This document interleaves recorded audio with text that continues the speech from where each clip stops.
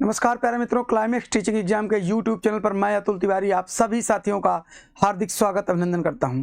आशा और उम्मीद करता हूं कि आप सब साथी स्वस्थ होंगे और अपने पठन पाठन में व्यस्त होंगे। जिस घड़ी का आपको बेसब्री से इंतजार था वो घड़ी अब आपके सम्मुख आ चुकी है, अर्थात अब आप सब लोगों के लिए टीजीटी, पीजीटी, एलटी ग्रेड का शंखनाद हो चुका है। इसी शंखनाद के क्रम में हम सबसे पहले आज इसके सिलेबस के बारे में चर्चा करेंगे और इसका एग्जाम का पैटर्न के बारे में भी हम लोग बातचीत करने वाले हैं। तो आइए देर ना करते हुए इसके सिलेबस के बारे में जान लें। क्या रहेगा हमारा सिलेबस, क्या रहता है हमारा सिलेबस, क्या क्या प्रश्न पूछे जाते हैं और कहां तक पूछे जाते हैं। तो आइए देखते हैं। सबसे पहले आज का जो सिलेबस है ये पीजीटी का है। पीजीटी और टीजीटी में क्या क्या डिफरेंस है, उन डिफरेंसों के बारे में भी हम बात करेंगे। कहां कहां सिलेबस में अंतर है, देखा जाए तो मूलतः बहुत कम अंतर पीजीटी और टीजीटी के सिलेबस में है। बस केवल अंतर इन बातों का है कि टीजीटी तथ्यात्मक होता है जबकि पीजीटी आपका विश्लेषणात्मक होता है, अर्थात थोड़ा सा कॉन्सेप्ट का अंतर होता है, प्रश्नों के लेवल का अंतर होता है। तो उस अंतर को भी हम लोग देखेंगे और साथ ही साथ हम लोग उसका पढ़ना को शुरू कर देंगे। भाई देखिए, तो सबसे पहले हम पढ़ते हैं क्या, पाषाण युग। पाषाण युग में हम लोगों को क्या क्या पढ़ना है, पूर्व पाषाण युग, मध्य पाषाण युग और नव पाषाण युग। इन पाषाण युगों के हमें प्रमुख विशेषताओं को जानना है। ठीक है भाई, इसका उद्भव देखेंगे, विकास देखेंगे और इसमें क्या क्या मूल चीजें थी उन चीजों के बारे में हमको यहाँ पर जानना है। ठीक, उसके बाद हम आते हैं दूसरे पे। तो हमें दो ही सभ्यता पढ़नी है। कौन कौन सी सभ्यता पढ़नी है, एक हमें सिंधु सभ्यता पढ़नी है जिसे आप हड़प्पा सिविलाइजेशन भी कहते हैं, दूसरी हमें वैदिक सभ्यता पढ़नी है। तो सभ्यताओं में केवल दो सभ्यताएं पढ़नी है और इसके बाद हमारा धार्मिक आंदोलन शुरू हो जाएगा। और धार्मिक आंदोलन में मैं बौद्ध धर्म, जैन धर्म, भागवत धर्म, शैव धर्म और हिंदू धर्म के पुनर्गठन में शंकराचार्य जी का क्या योगदान था उसके बारे में भी हम लोग देखेंगे। ठीक है, आगे चलते हैं। आगे हम मौर्य साम्राज्य देखेंगे। मौर्य साम्राज्य का राजनीतिक इतिहास हमें देखना है। ठीक है, राजनीतिक इतिहास के साथ ही साथ अशोक का मूल्यांकन भी करेंगे और समाज एवं संस्कृति भी यहाँ पे हमें पढ़ना है। देखिए, यहाँ पर मौर्योत्तर काल के बारे में चर्चा नहीं की गई है। इसके बाद हमें गुप्त साम्राज्य पढ़ने हैं। गुप्त साम्राज्य का हमें राजनीतिक इतिहास पढ़ना है, कला पढ़ना है, धर्म, दर्शन और समाज को हम लोगों को बेहतरीन तरीके से यहाँ पर पढ़ना है गुप्त के बारे में। ठीक भाई, और गुप्तोत्तर काल में हमें आर्थिक और सामाजिक परिवर्तन क्या हुए उस समय उसके बारे में पढ़ लेना है। चोल वंश में हमें क्या क्या पढ़ना है, इसका भी राजनीतिक इतिहास पढ़ना है, चोल का प्रशासन पढ़ना है और उसके बाद उत्तर भारत की जो राजनीतिक एवं सामाजिक स्थिति थी, यहाँ पर राजनीतिक होना चाहिए था, तो उत्तर भारत की जो हमारी राजनीतिक एवं सामाजिक स्थिति थी 800 ईस्वी से लेकर 1200 ईस्वी तक, इसके बारे में हम लोगों को अध्ययन करना है। ठीक है, आगे देखिएगा। तुर्क आक्रमण हमें पढ़ना है, महमूद गजनवी, मोहम्मद गोरी और फिर दिल्ली सल्तनत की स्थापना। ये आपका मेडुअल शुरू हो गया जिसे आप मध्यकालीन भारत कहते हैं। इसके बाद कुतुबुद्दीन ऐबक की उपलब्धियों का मूल्यांकन करना है, इल्तुतमिश का सल्तनत शासकों में स्थान देखना है, रजिया सुल्तान का मध्यकालीन भारतीय इतिहास में महत्व देखना है। देखा जाए तो पूरा पूरा गुलाम वंश हमको यहाँ पर पढ़ना है। ठीक है, आगे देखिएगा।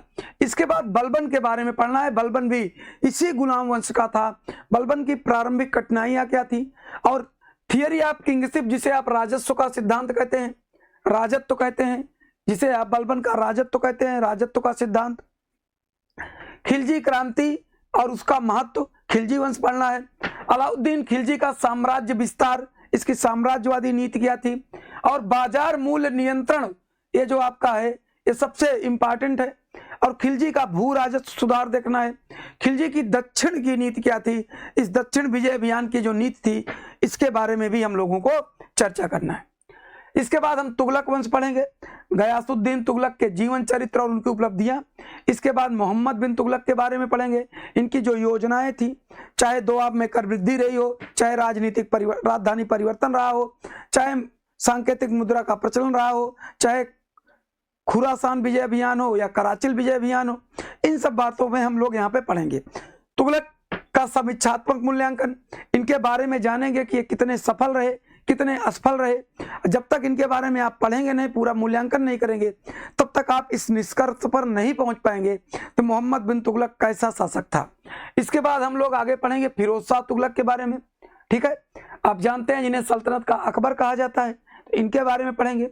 और तैमूर का जो आक्रमण हुआ था, उस आक्रमण का क्या प्रभाव था, ये भी हमें देखना है। इसके बाद सैयद और लोदी वंश देखेंगे। विजयनगर एवं बहमनी साम्राज्य के बारे में हम लोगों को डिटेल में पढ़ लेना है। इसके साथ ही साथ अब हमारा मुगल वंश शुरू हो जाएगा। मुगल वंश में हम बाबर, हुमायूं, अकबर, जहांगीर, शाहजहां, औरंगजेब, इन लोगों को पढ़ेंगे।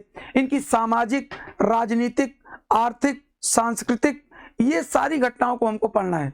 किनके किनके? बाबर, हुमायूं, अकबर, जहांगीर, शाहजहां और औरंगजेब के क्या क्या पढ़ना है? सामाजिक, राजनीतिक, आर्थिक, सांस्कृतिक। ठीक, इसके बाद मुगलों का पतन पढ़ेंगे कि इनका भाई मुगल साम्राज्य का पतन कैसे हुआ, यह भी हमें पढ़ना है। ठीक है, आगे देखिएगा। फिर हम मराठा के बारे में पढ़ेंगे, मराठा के बारे में जानेंगे, छत्रपति शिवाजी का जीवन चरित्र जानेंगे। ठीक भाई, और इसके साथ ही साथ अब हमारा मॉडर्न इंडिया शुरू हो जाएगा, आधुनिक भारत का इतिहास।